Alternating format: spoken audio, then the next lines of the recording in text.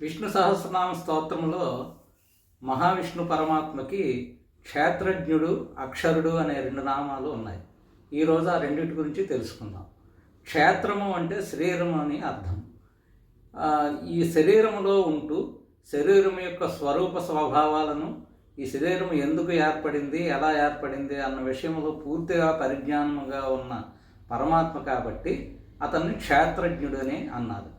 భగవద్గీతలో శ్రీకృష్ణ పరమాత్మ కూడా అర్జునుడితో ఇదే విషయాన్ని అంటూ క్షేత్రజ్ఞంచాపి మాం విద్ధి అంటాడు. అంటే నన్ను క్షేత్రజ్ఞుడిగా తెలుసుకో అర్జున అని అర్థం.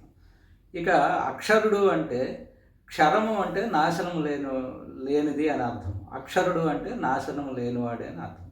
ఇది కూడా అవ్యయుడు అనే నామానికి పర్యాయ పదంగానే మనం చెప్పుకోవచ్చు. స్వస్తి.